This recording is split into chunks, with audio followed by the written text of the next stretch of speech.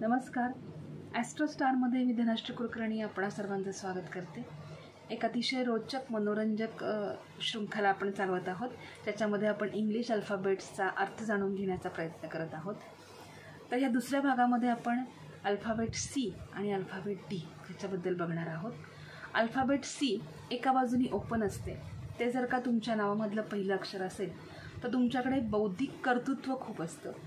जीवनाकडे बघण्याचा दृष्टिकोन तुमचा सी प्रमाणे ओपन असतो.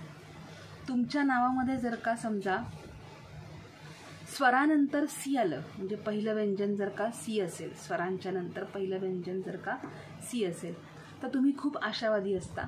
आणि ह्या अक्षराची 2-3 वेळा पुनरावृत्ती झालेली असेल तर अडचणींवरती मात करण्याची प्रचंड मोठी ताकद यांच्यामध्ये असते आणि हे यशस्वी पण होतात. उत्साही असतात, तरतरीत असतात आणि कामात गुरफटून राहिले तरच हे लोक समाधानी असतात.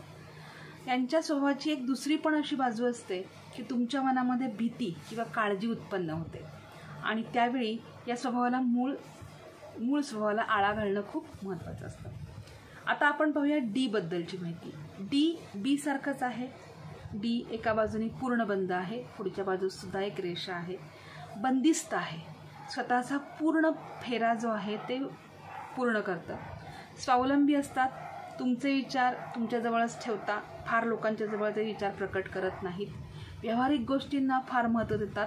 आणि ह्या बंदिस्त अक्षराचा अर्थ असा आहे की व्यावहारिक आणि सामाजिक बंधनांमधून तुम्ही जर का बाहेर पडलात तरच तुमचा स्वतःचा विकास होऊ शकतो.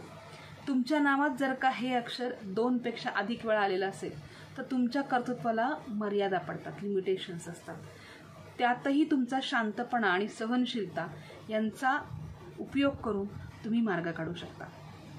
तुम्हाला ही माहिती कशी वाटली ते मला जरूर सांगा. तुम्हाला जर काही माहिती आवडली असेल तर माझ्या चॅनलला लाईक, शेअर आणि सबस्क्राईब करा. त्याचप्रमाणे अशीच माहिती, चांगली माहिती जाणून घेण्याकरता पुढच्या भागामध्ये पुन्हा एकदा भेटूयात. तोपर्यंत धन्यवाद.